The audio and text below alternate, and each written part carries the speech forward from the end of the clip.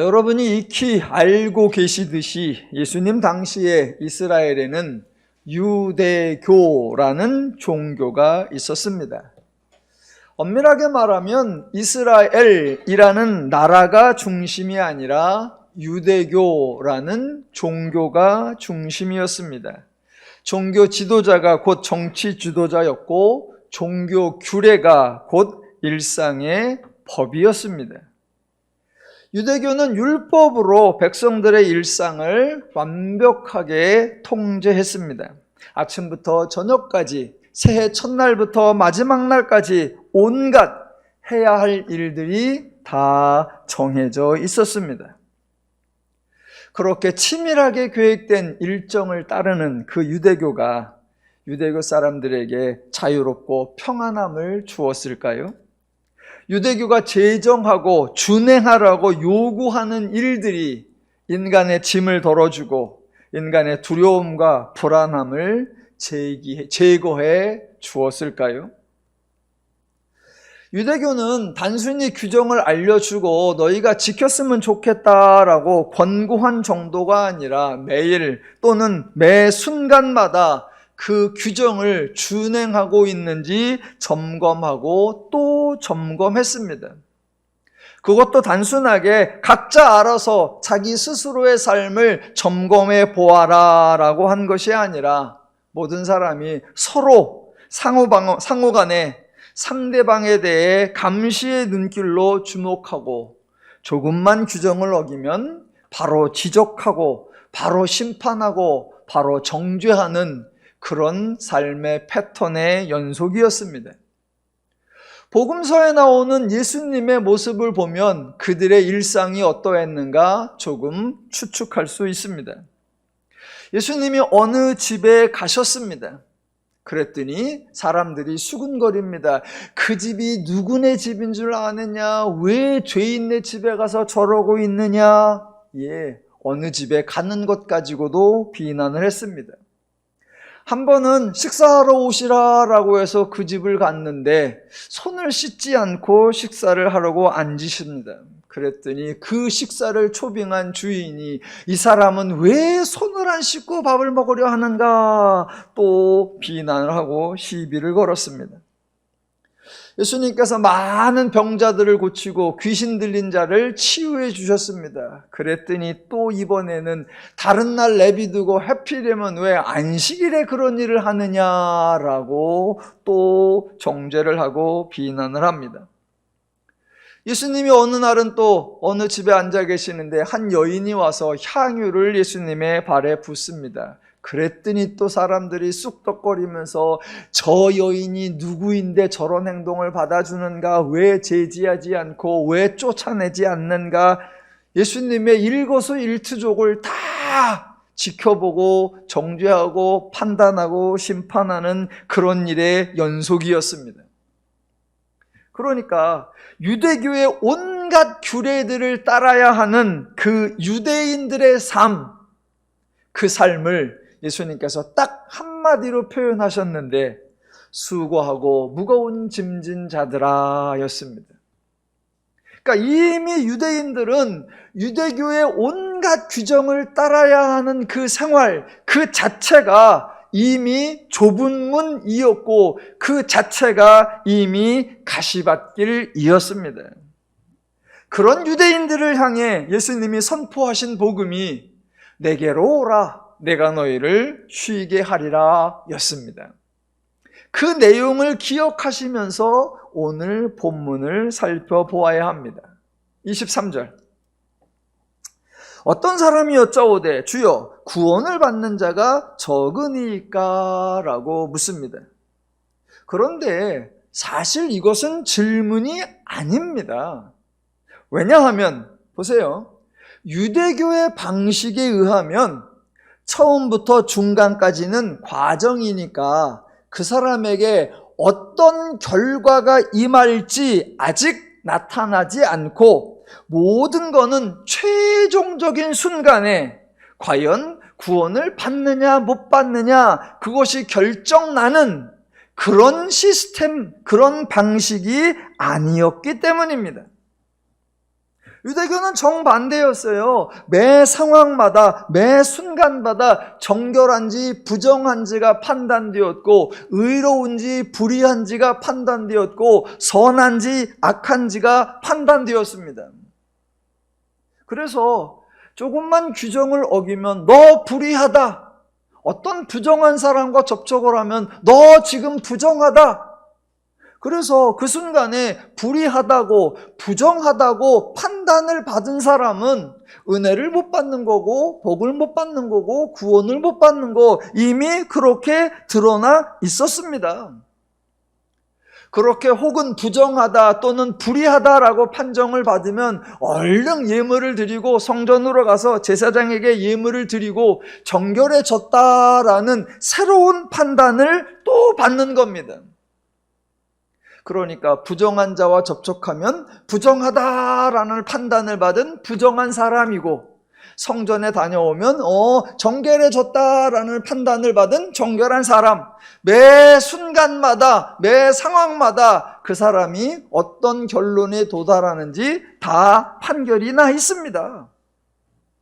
그렇게 매일매일 결과가 드러나는 것을 서로가 알고 있는데, 그러니까 나름대로 율법을 잘 준행하는 사람들은 자기 스스로 나는 의롭다라고 자초했었고, 율법을 준행하지 못하는 사람들은 나는 죄인이로소이다라고 자초를 했었습니다. 어떤 결론이 날지 궁금해하는 것이 아니라 서로 알고 있었습니다. 와, 저 사람은 의로운 사람, 저 사람은 복 받을 거야. 아, 저 사람은 부정한 사람, 저 사람은 벌 받을 거야. 다 알고 있는데, 그런 사고방식을 가지고 있는 사람이 예수님께 나와 주여, 구원을 받는 자가 적으니까? 라고 궁금하듯 질문을 하느냐? 그렇지 않습니다. 그래서 23절은 질문의 형태를 띠고 있지만 사실은 질문이 한 것이 아니라 예수님에게 나와서 구원을 받는 자가 참 적지요 라고 한탄을 하고 있는 그런 것으로 이해하는 게 맞습니다. 자, 그렇게 말하고 있는 사람에게 24절에서 예수님께서 대답하신 것이 좁은 문으로 들어가기를 힘쓰라입니다. 여러분, 분명히 예수님이 말씀하셨어요. 좁은 문으로 들어가기를 힘쓰라. 그런데 만약 이 말씀이 정말로 구원받기 위해서는 좁은 문으로 들어가기를 힘쓰라라는 의미라면 그것이 말이 됩니까? 이미 유대교의 온갖 규례를 따르는 그 삶 자체가 좁은 문이고 유대교에 의하여 좁은 문을 통과하라는 강요에 시달리고 있고 이미 좁은 문을 통과하기에 실패했다는 결론이 나 있는 그 사람들에게 예수님께서 더 좁은 문을 언급하고 더 힘쓰라고 말씀하신다면 그게 말이 되냐고요. 그렇게 좁은 문으로 들어가기를 힘쓰라고 하신다면 수고하고 무거운 짐진 자들아 다 내게로 오라 내가 너희를 쉬게 하리라 라는 이 말씀이 무슨 의미가 있습니까? 이미 은혜 받기를 포기하고 이미 자신들은 복받을 자격이 없다라고 생각하는 그 사람들에게 24절 중 끝머리 내가 너희에게 이르노니 들어가기를 구하여도 못하는 자가 많으리라 라고 말씀하신다면 이게 위로가 되겠습니까? 이 말을 듣고 수고하고 무거운 짐진 자들이 쉼을 얻겠습니까? 여러분의 경우 이 말씀을 듣는 순간 답답했던 가슴이 시원해지십니까? 수고하고 무거운 짐을 내려놓아도 되겠구나라는 평안함이 느껴지십니까? 그러니까 이 말씀은 정말로 좁은 문으로 들어가기를 힘쓰라 그런 의미가 아닙니다. 아니에요. 여러 번 말씀드렸듯이 정말로 그런 의미가 아니라 정반대입니다. 너희가 지금 좁은 문으로 들어가기를 힘쓰고 있으지? 더 해봐. 더 많이 해봐. 계속 해봐. 그 방식으로 되나? 해봐.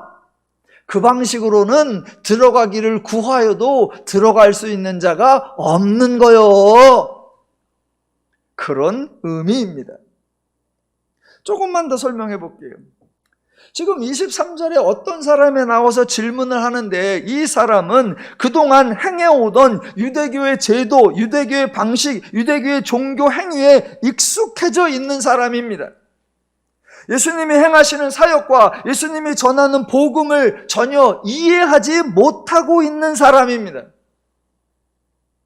예수님은 지금 새로운 대답을 하시는 게 아닙니다. 왜냐하면 복음은 예수님이 사역을 시작하면서부터 지금까지 계속 선포하셨기 때문입니다. 그동안은 복음을 전하지 않다가 이 사람이 질문을 하니까 이제사 비밀을 하나 알려주듯 한마디를 하시는 거 아니고, 예수님의 방식, 은혜의 방식, 하나님 나라의 복음은 진즉부터 선포되어 있었고, 더 나아가 복음대로 예수님의 사역을 진행하고 계셨습니다. 그런 예수님의 사역을 보고도, 그런 예수님의 복음을 듣고도 전혀 이해하지 못하고 예수님께 나와서 여전히 유대교적 사고방식에 근거하여 구원을 받는 자가 적으니까 라고 질문을 하니까, 예수님께서 예수님의 대답을 말씀하신 것이 아니라 지금 네가 가지고 있는 그 사고방식, 네가 행해온 그 종교 방식, 그 종교 방식은 불가능한 방식이야 라고 지적을 해주신 거예요. 그런데 저처럼 그 방식 틀렸어, 그 상식으로는 안 돼, 이렇게 말씀하신 것이 아니라 고상하게 좁은 문으로 들어가기를 힘쓰라 라고 하신 거예요. 이미 유대교의 규례를 따르고 있는 그 삶 자체가 좁은 문이에요. 거기서 안 된다고 결론이 난 거예요. 그들에게 더 해봐, 더 해봐. 그 방식으로는 아무리 구하여도 들어가는 자가 적어. 이 말씀이라는 겁니다. 그런데 우리는 예수님이 말씀하시면 언제나 직문직답, 직설적으로 고지고대로 답변을 하신 줄로 생각을 해요.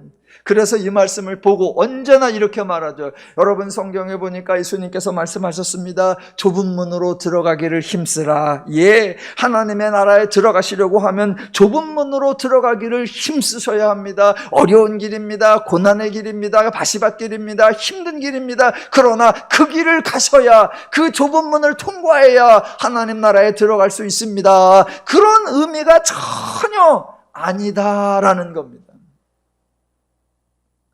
하나님 나라에 들어가기를 구하면 다 들어갈 수 있습니까? 아니요. 예수님이 말씀하시기를 들어가기를 구하여도 들어가는 자가 적으니라 라고 말씀하셨습니다. 아니요. 그런 말씀을 하신 적은 있어요. 그런데 그런 의미로 말씀하신 것이 아니라 지금 잘못된 사고방식으로 헛된 유대교적 종교 방식을 가지고 와서 질문하니까 그 방식은 아니다라고 지적하신다는 겁니다. 자, 그게 유대인의 사고방식을 가지고 한 질문이 23절. 그래서 그들의 생각을 지적하신 역설적 대답이 24절이었습니다. 자, 예수님의 말씀이 계속해서 이어지는데 30절까지 이어지는데 25절부터는 예수님이 대답을 하시기 이전에 대답의 의미가 담긴 이야기 하나를 해주십니다. 그 이야기가 25절부터 27절까지입니다. 예수님이 해주신 이야기를 하나 들어보시죠. 집주인이 일어나 문을 한 번 닫은 후에 너희가 밖에 서서 문을 두드리며 주여 열어주소서 하면 그가 대답하여 이르되 나는 너희가 어디서 온 자인지 알지 못하노라 하리니 그때 너희가 말하되 우리가 주 앞에서 먹고 마셨으며 주는 또한 우리를 길거리에서 가르치셨나이다 하나 그가 너희에게 말하여 이르되 나는 너희가 어디에서 왔는지 알지 못하노라 행악하는 모든 자들아 나를 떠나가라 하리라 입니다. 자, 이 이야기 누가 말씀하셨냐? 예수님이 말씀하셨습니다. 그런데 이 이야기에 나오는 주인 예수님이 아니시고요. 예수님은 이 주인처럼 행동하지 않으시고요. 예수님은 이 주인처럼 조치하지 않으십니다. 예수님이 지금 대답이 포함되어 있는 이야기를 하나 하시는 거예요. 근데 이 이야기 패턴이 위에서 나온 23절, 24절에 대화하는 패턴과 똑같습니다. 즉 하나님이 25절로 27절에 나오는 주인같이 하나님이 이렇게 행동하신다, 그런 의미가 아니라 너희가 생각하는 방식대로라고 하면, 너희가 지금 진행하고 있는 그런 유대교의 방식대로라면 내가 예를 들어준 이런 이야기 같은 결론이 나온다라는 겁니다. 그러니까 저와 여러분은 지금 이 이야기에서 유대교들은 어떤 사고를 가지고 있고 유대교는 어떤 방식으로 행하고 있고, 그래서 유대교에 의하면 어떤 결론이 나오는가, 반대로 하나님은 유대교와 어떻게 다르고 하나님은 유대교와 어떻게 차별화가 일어나고 하나님은 유대교와 어떻게 구별되는가, 그것을 확인해 보아야 한다라는 겁니다. 자, 25절로 27절까지를 한번 풀어보겠습니다. 집주인이 일어나 문을 한번 닫은 후에, 주인이 일어나 문을 닫았습니다.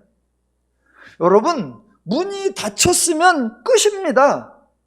문이 닫혔으면 상황 종료예요. 모든 상황은 문이 닫히기 전까지 진행되는 겁니다. 문이 닫히기 전에 여러 활동이 전개되는 것이고, 누가 들어가느냐, 문 닫히기 전에 질문하는 거고, 어떻게 들어가느냐, 문 닫히기 전에 왈가하는 것이고, 들어가는 사람이 많으냐 적으냐, 이 모든 거 문이 열려 있을 때 하는 말들입니다. 좁은 문으로 들어가기를 힘쓰라, 그것도 문이 열렸을 때 하는 이야기고, 제발 들어가게 해주세요, 애걸복걸하는 것도 문이 열렸을 때 하는 행동입니다. 일단 문이 닫힌다 그러면 모든 상황이 종료입니다. 여러 가지 논쟁이 있었고 여러 가지 수고가 있고 여러 가지 일들이 있었지만 그 모든 일들 문 열렸을 때 얘기예요. 그러다가 문이 딱 닫혔다 그러면 행동 끝, 토론 끝, 이야기 끝, 상황 끝, 끝입니다. 문이 닫혔어요. 그런데 25절부터 보면 그 다음에 이상한 일이 발생합니다. 문이 닫혔는데, 문이 닫힌 후에 너희가 밖에 서서 문을 두드리며 주여 열어주소서라고 한다는 겁니다. 자, 이게 이상해요. 문이 닫혔는데 왜 이렇게 뒷북을 치나? 그랬더니 또 주인이 어떻게 하냐면, 주인이 대답하여 이르되 나는 너희가 어디에서 온 자인지 알지 못하노라 입니다. 자, 지금 제가 여러 번 오늘 반복될 건데, 이 이야기가 하나님이 이렇게 하신다라는 하나님의 이야기를 설명하는 게 아니라 25절로 27절이 너희들의 사고방식에 의하면, 너희들의 종교 방식에 의하면 너희는 이렇게 행동하고 그러면 이런 결론이 나온다라는 걸 예를 들어주는 거예요. 그리고 그런 결론과 비교해서 우리 하나님의 방식, 우리 하나님의 은혜의 방식, 우리 하나님의 복음의 방식은 이렇게 다르다라는 걸 설명하려고 25, 27절이 나온 거예요. 그러니까 지금 25절로 27절에서 주인이 어떻게 행동하는가, 주인에게 초점을 맞추지 말고 사람들이 어떻게 생각하고 사람들이 어떻게 행동하는가, 즉 유대인들의 사고방식, 유대인들의 종교 행동, 그것을 주목하셔야 합니다. 자, 주인은 문을 두드리는 사람들, 열어달라고 요청하는 사람들에 대해서 나는 너희가 어디에서 온 자인지 알지 못하노라 라고 합니다. 자, 이 말은 정말로 모른다 그런 말이 아닙니다. 왜냐하면 26절 보세요. 그때 너희가 말하되 우리는 주 앞에서 먹고 마셨으며 주는 또한 우리를 길거리에서 가르치셨나이다 입니다. 이런 사실이 있어요.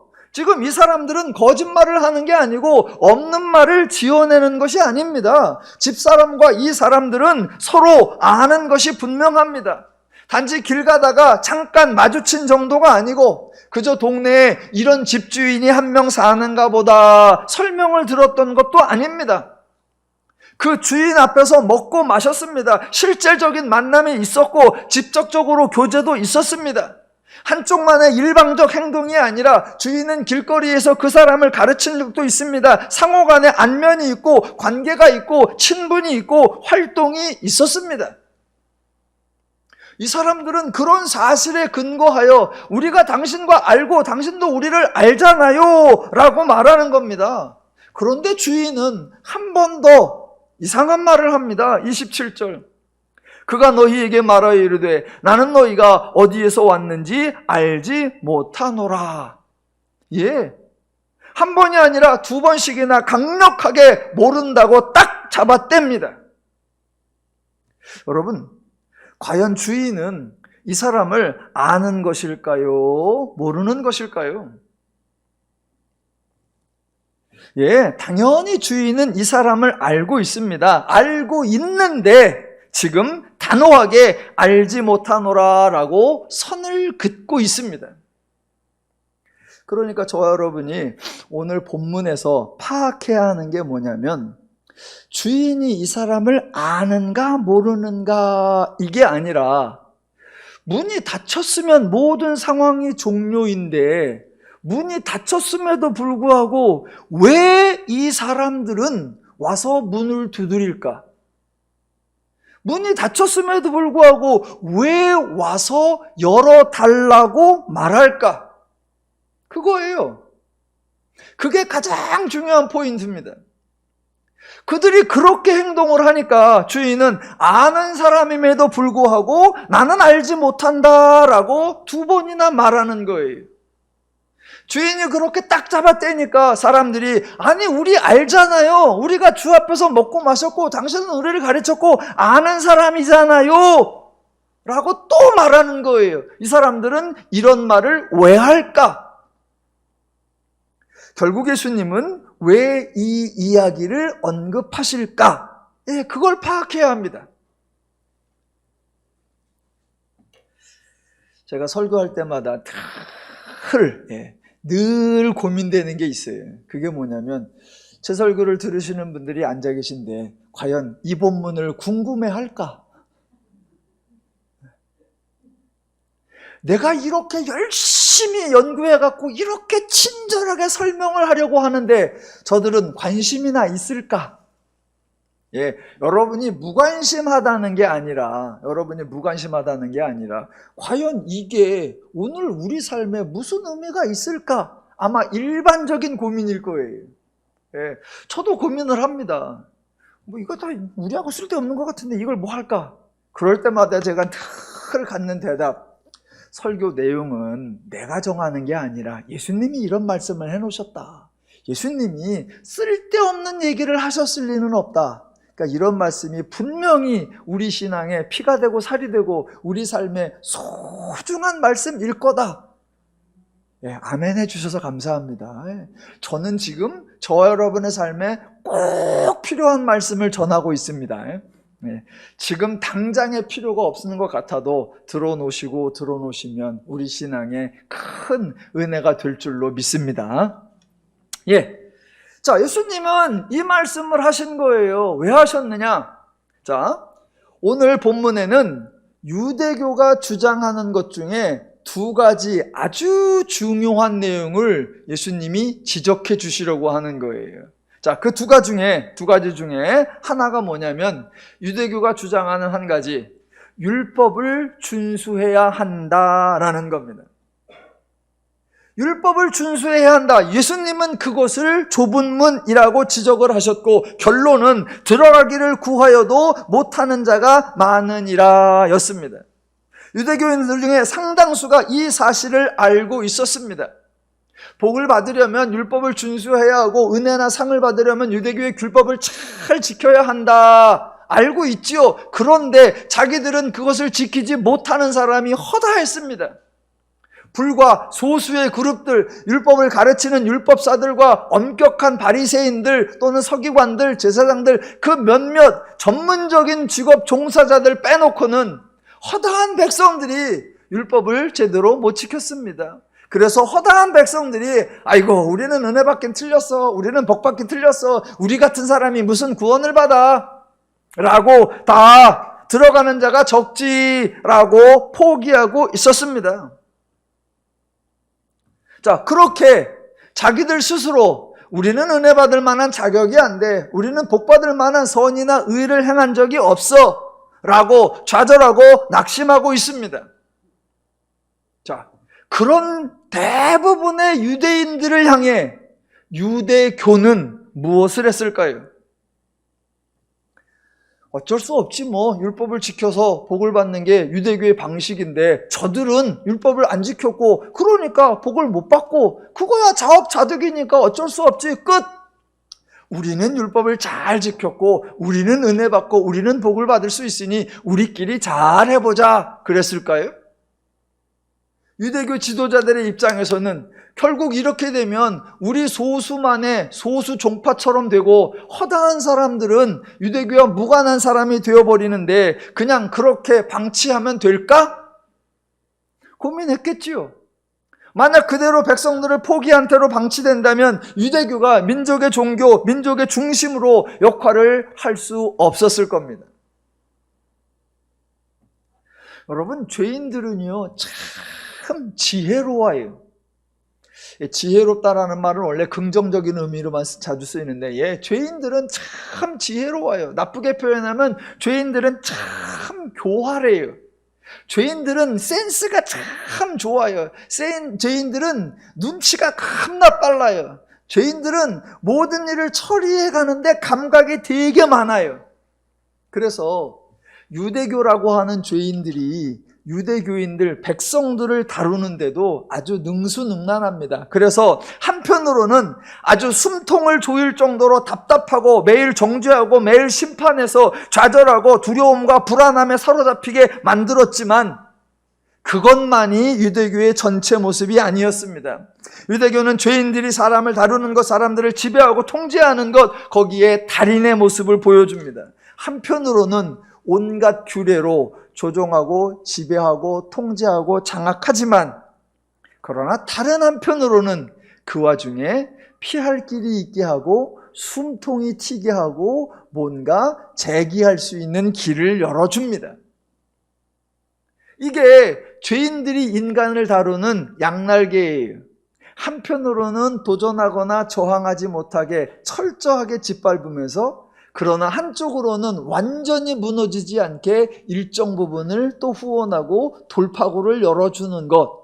그래서 한편으로는 절망하다가 한편으로는 기대하고, 그래서 기대감이 커져서 약간 도전하려다가 절망감 때문에 또 무너지고 늘 그 긴장 속에 살아가게 만드는 것, 이게 지배자가 백성들을 다루는 방식이었어요.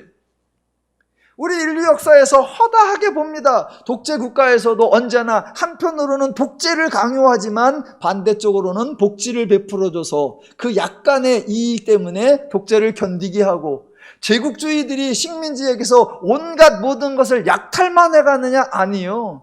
한편으로는 약탈해가면서 한편으로는 기술을 주면서 너희를 발전시키고 있는 거야 라고 하고, 큰 국가적 개념뿐만 아니라 웬만한 공동체에서도 갑질을 하는 사람들이 늘 갑질만 하면 아랫사람들이 못 견딥니다.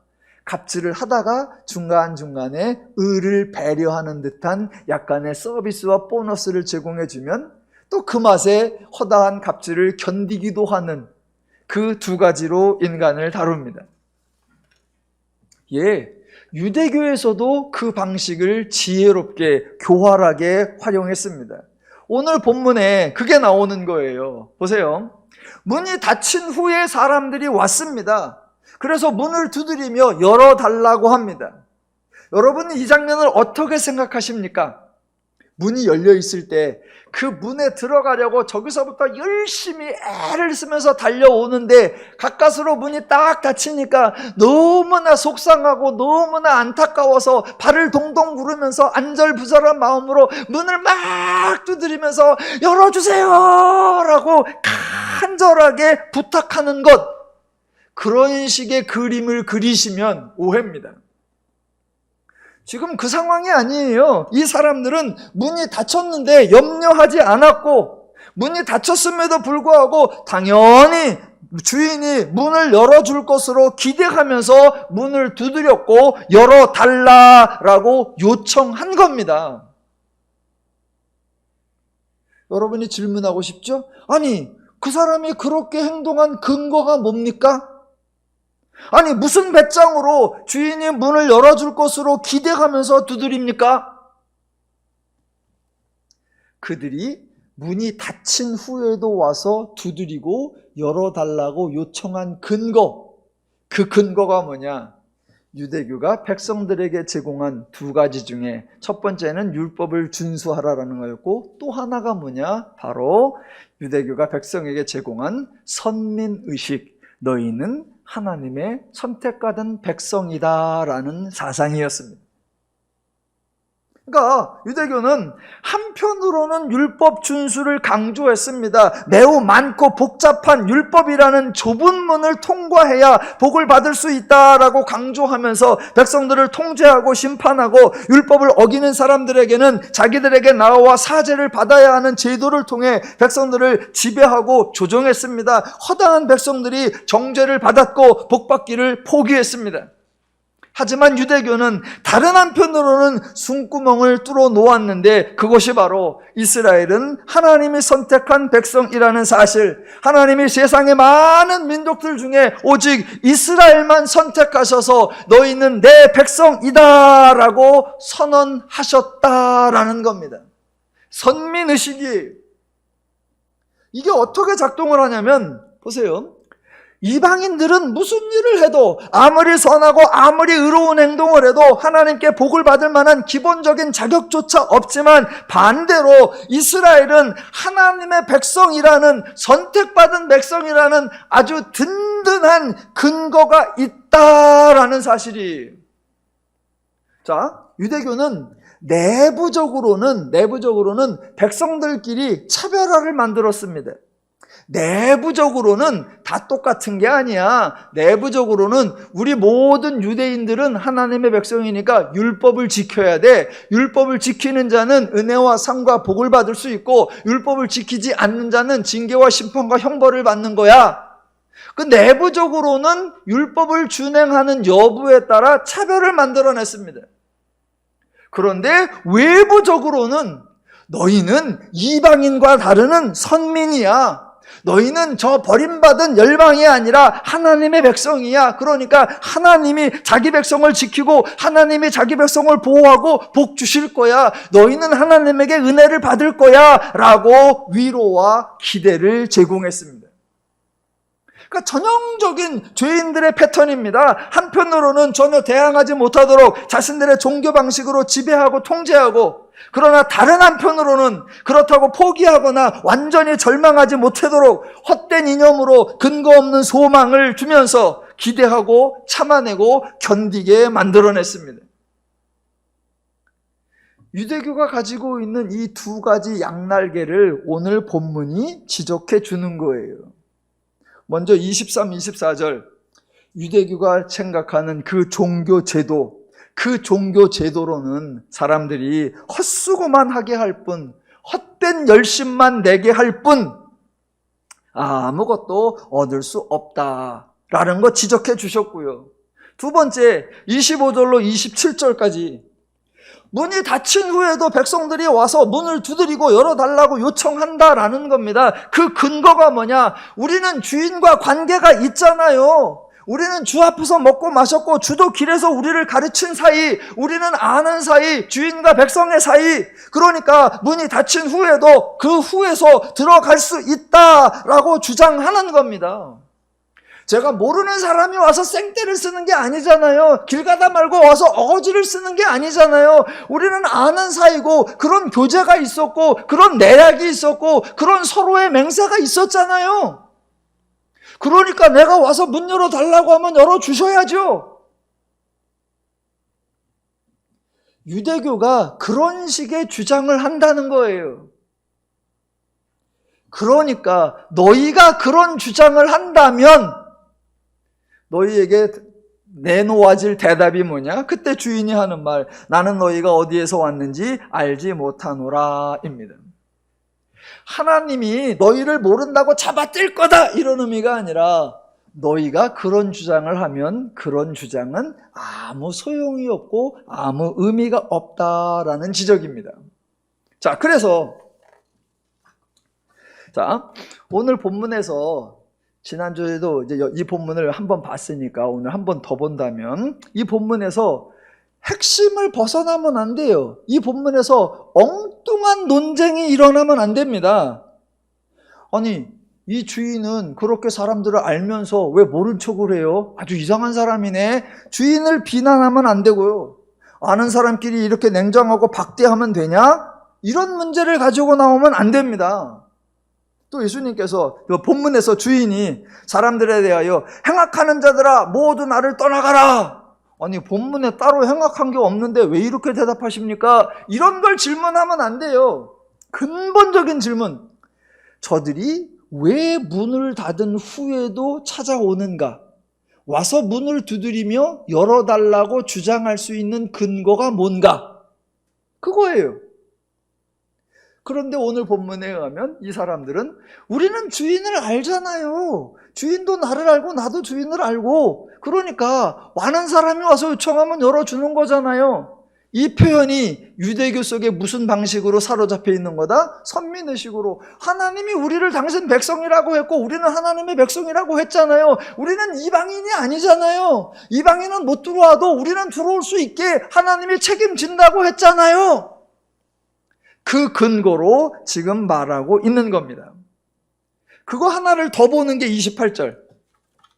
자, 저들의 근거가 틀렸다라는 거예요. 28절. 너희가 아브라함과 이삭과 야곱과 모든 선지자는 하나님 나라에 있고 오직 너희는 밖에 쫓겨난 것을 볼 때 거기서 슬피 울며 이를 갈리라 입니다. 예수님은 지금 너희는 이런 생각을 가지고 있지? 그런데 그거 아무 쓸데없어 라고 지적해 주시는 겁니다. 지금 28절을 듣고 유대인들은 이 말을 이해하지도 못하고 이 말을 수용하지도 못할 겁니다. 왜냐하면 아브라함과 이삭과 야곱은 유대인들의 조상이고 유대인들은 이 족장들의 후손들입니다. 그렇다면 자신들은 조상들과 하나로 결합되어 있다고 생각합니다. 당연히 아브라함과 이삭과 야곱과 모든 선지자 하나님 나라에 있을 거고, 당연히 그 후손인 자신들도 하나님 나라에 있어야 한다라고 생각합니다. 그런데 지금 예수님은 그들의 생각과 전혀 다른 얘기를 하시는 거예요. 너희가 조상이라고 섬기는 그 아브라함과 이삭과 야곱과 모든 선지자, 하나님 나라에 있지?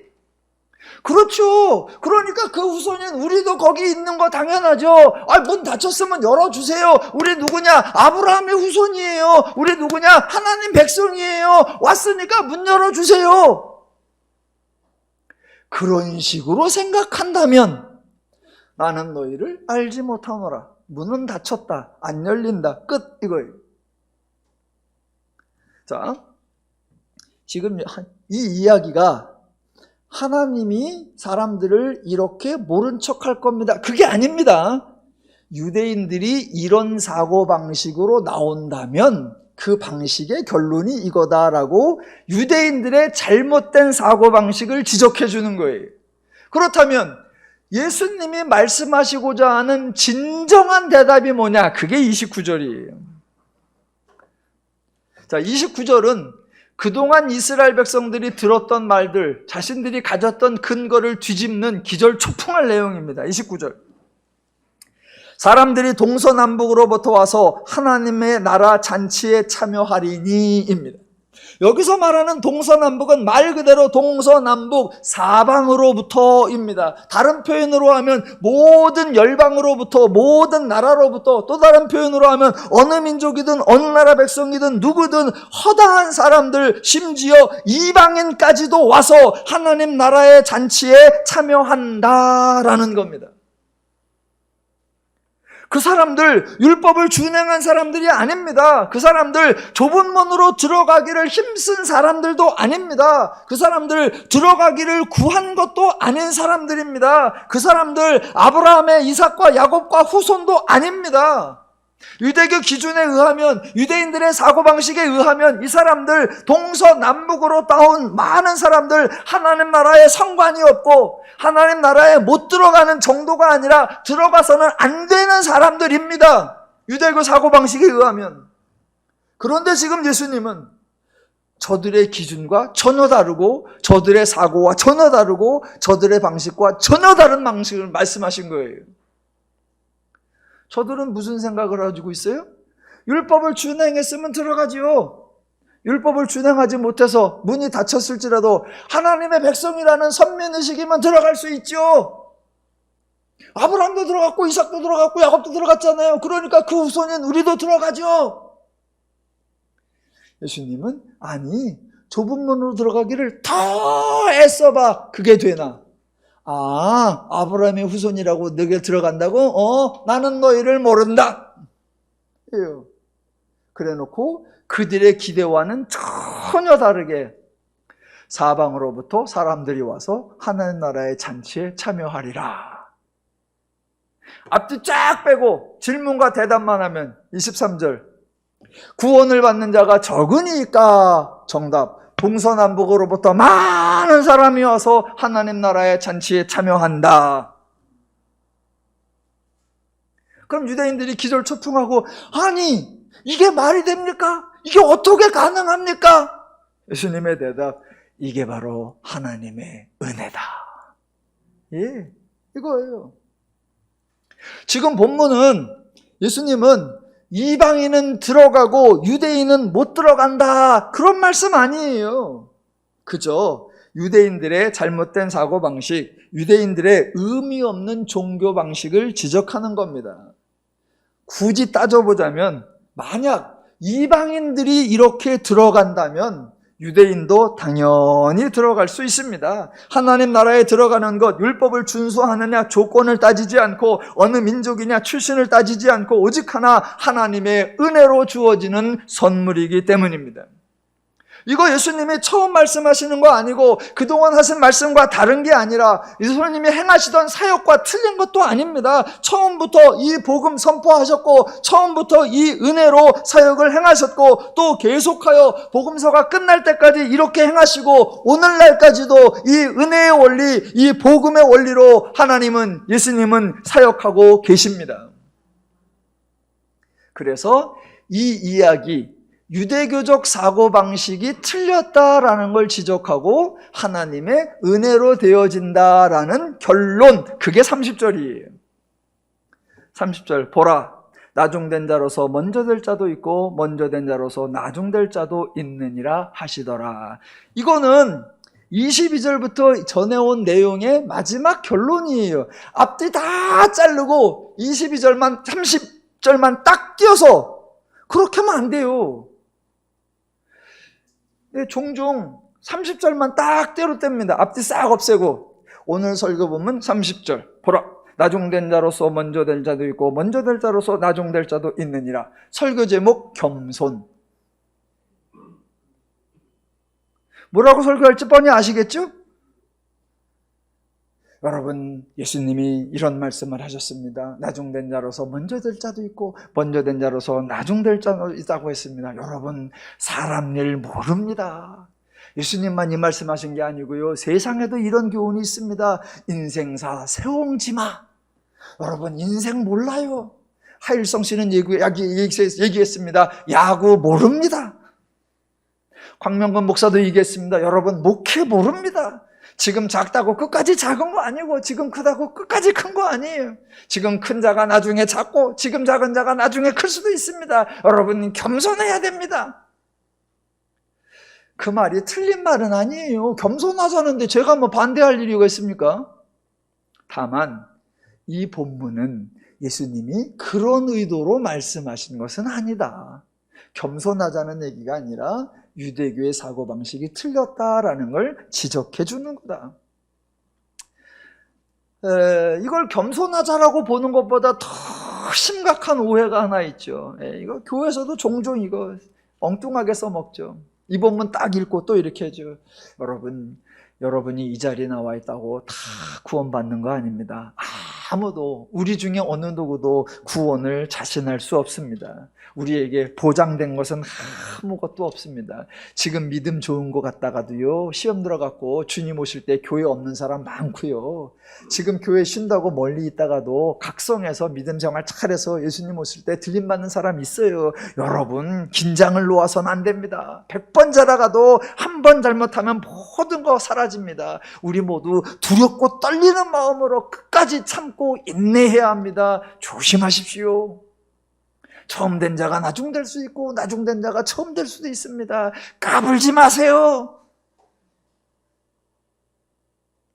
이런 내용이 전혀 아니다. 예, 겸손하자. 예, 찬성합니다. 까불지 말자. 예, 찬성해요. 다만 예수님이 그런 의미로 하신 말씀은 아니다라고요. 그러면 유대교의 방식, 유대교의 종교 행위, 유대교의 메시지 잘못됐다 지적하셨으면 지적하는 것으로 끝나지 않고 예수님께서 저들을 진정으로 위로하는 말씀이 나와야 합니다. 그게 이제 31절로 35절이에요. 간단히만 보겠습니다. 31절. 곧 그때에 어떤 바리새인이 나와서 이르되 나가서 여기를 떠나소서 헤롯이 당신을 죽이고자 하나이다 입니다. 어휴, 감동이에요. 바리새인들이 이렇게 온유하며 이렇게 친절하고 예수님을 이렇게 아끼는 줄 오늘 처음 알았네. 이런 말을 우리나라 말로 하면은 고양이 쥐 생각한다라는 거죠. 예.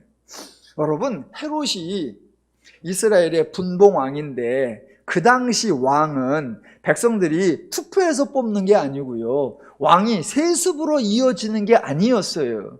그 당시 왕은 로마의 황제에 의하여 유대의 분봉왕으로 임명을 받는 거예요.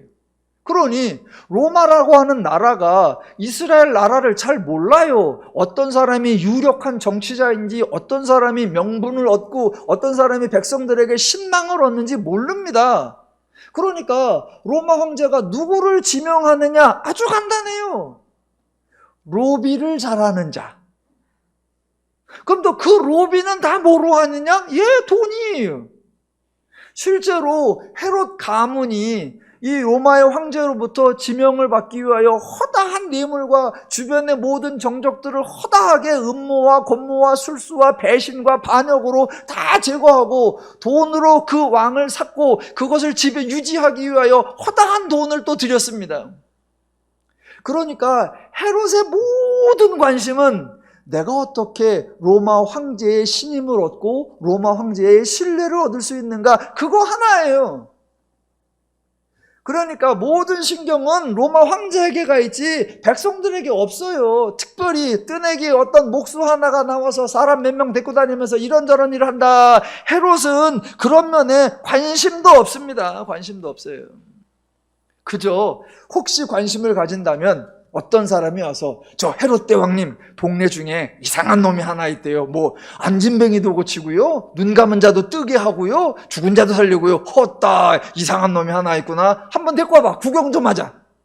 이 정도일 뿐이지 정적의 대상도 들지도 않고요, 제거하려는 그런 자격도 없습니다.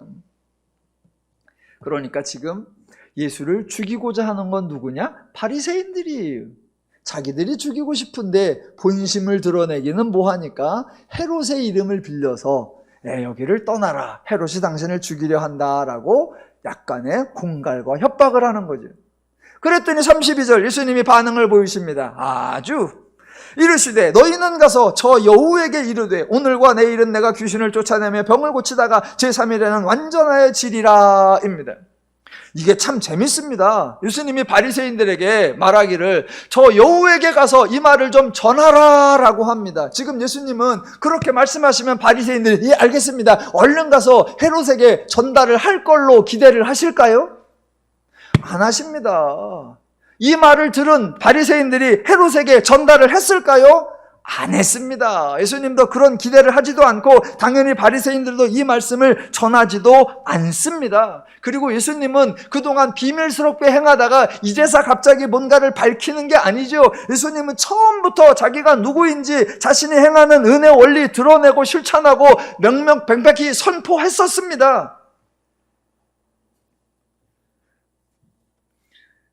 이제사 헤롯이 뭔가 하나를 새롭게 들어서 이제사 저거 대단히 위험하다 죽이라는 거 아니에요.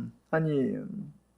그러니까 32절 말씀 전혀 새로운 것이 아니고 이전까지 해오던 그대로 하나님 나라의 복음을 전하고 하나님의 은혜의 방식으로 행하고 있었습니다. 그러니까 바리새인들은 예수님에게 일종의 위협을 가하려고 31절을 말했지만 예수님의 사역에는 어떠한 영향도 주지 못했습니다. 정작 예수님이 하시려는 대답 33절.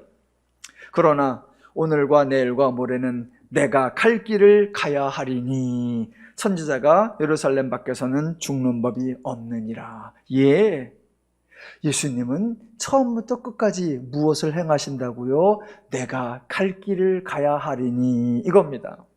예수님의 사역은 어제 오늘 계획된 것이 아니었고 예수님이 임의적으로 개인적으로 즉흥적으로 시행하는 것도 아닙니다. 자그마치 구약에서 예언되었고 예언된 그대로 지금까지 진행되어 왔고 앞으로도 예언된 그대로 성취될 것입니다. 예수님은 인간에게 어떠한 조건을 요구하신 적 없고 하나님의 사역 인간에게 떠넘기거나 강요하신 적 없습니다.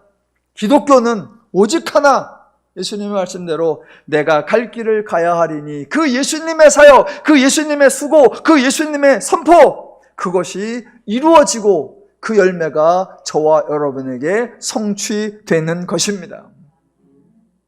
그것이 하나님의 복음이요, 그것이 하나님의 은혜요, 그것이 하나님의 선물입니다. 그러니까 유대교는 자기들은 해주는 거 없고 백성들에게 모든 걸 요구합니다. 하나님은 정반대로 아무것도 요구하는 거 없이 내가 가야 할 길을 가서 내가 십자가 사역을 행하여 너희를 구원하고 너희에게 자유와 평화와 안식을 주리라. 이것이 하나님의 은혜요, 이것이 하나님의 복음입니다. 마지막으로 34절에 하나님의 은혜, 하나님의 복음, 하나님의 사역, 기독교의 진수가 다 담겨 있습니다. 예루살렘아 예루살렘아 선지자들을 죽이고 내게 파송된 자들을 돌로 치는 자여 암탉이 제 새끼를 날개 아래에 모음같이 내가 너희의 자녀를 모으려 한 일이 몇 번이냐 그러나 너희가 원하지 아니하였도다 입니다. 하나님이 죄인들을 향한 마음을 뭐라고 소개합니까? 암탉이 제 새끼를 날개 아래 모으려고 행한 노력. 예, 하나님이 그 수고를 행하셨단 말입니다. 한 번이 아니라 두 번이 아니라 수십 번, 1년이 아니라 10년이 아니라 구약 내내, 복음서 내내, 인류 역사 내내 하나님께서는 그 죄인들을 암탉이 자기 새끼를 날개 아래 품는 것처럼 품으려고 애쓰시고 노력하시고 수고하셨습니다. 그때마다 사람들, 선지자들을 죽였고 파송된 자들을 돌로 치는 거부했고 반항했지요. 예수님이 그렇게, 하나님이 그렇게 암탉이 제 새끼들을 모으려고 애쓰는 그 수고를 하실 때에 백성들은 뭐 했다고요? 너희가 원하지 아니하였도다. 그래서요, 내가 하려고 애쓰는데 너희가 원하지 않으면 나도 어쩔 수 없다. 예수님이 포기하시던가요? 내가 이렇게 하려고 하는데 너희가 내가 보낸 선지자들을 죽이고 내가 파송한 자들을 돌로 친다면 나도 더 이상은 어쩔 수 없다. 하나님이 그 구원 사역 중단하시던가요? 내가 이렇게 은혜를 줄 때 너희도 나를 믿고 나를 영접하는 자 그 사람에게만 은혜를 주겠다. 자격과 조건을 제시하던가요? 아니요. 오직 하나님은 계속하여 암탉이 제 새끼를 모음같이 내가 너희를 모으려고 하고 있고 너희가 내가 보낸 선지자들을 죽여도 나는 그 사역을 계속할 거고 너희가 내가 파송한 자들을 돌로 쳐도 나는 계속하여 내가 가야 할 길을 가겠고 너희가 아무리 원하지 않아도 나는 내가 가야 할 길을 가서 너희를 구원하기 위한 십자가 사역을 행하리라. 이게 하나님의 의지요, 하나님의 결단이요, 하나님의 각오요, 하나님의 맹세입니다. 혹시 어떤 분이 물을 수 있죠? 하나님은 왜 그렇게 하신대요? 그 이유는 오직 하나, 하나님은 인간을 사랑하시기 때문입니다. 하나님은 인간이 행복하기를 원하시기 때문입니다. 성경이 강조하는 것, 기독교가 강조하는 것, 그거 하나예요. 하나님을 알아라. 하나님이 너희를 얼마나 사랑하고 하나님이 얼마나 너희 편이 되어주시고 하나님이 얼마나 너희를 위해 수고하시는가. 다른 표현으로 그 예수 그리스도의 마음을 가지라. 왜요? 그 하나님의 마음, 하나님의 기준, 하나님의 원리, 하나님의 가치, 하나님의 방법, 하나님의 능력으로 행할 때에 우리 속에 하나님의 자유와 평화와 안식이 넘쳐나고 그 하나님의 마음으로 행할 때에 저와 여러분 사이에 그 하나님의 나라가 누려지기 때문입니다. 오늘날 안타깝게도 유대교가 행했던 헛된 종교 인식과 헛된 종교 방식이 또 다른 이름으로 우리 속에 자행되기도 합니다. 아니요. 그 모든 헛심쓰게 하는 일들, 헛수게 하는 것들 다 제거하여 버리고 성경을 많이 알아가시고 하나님을 바르게 알아가셔서 하나님 때문에, 신앙 때문에, 교회 때문에, 믿음 때문에 자유와 평화와 안식과 행복을 풍성히 누려가시기를 주님의 이름으로 축원합니다.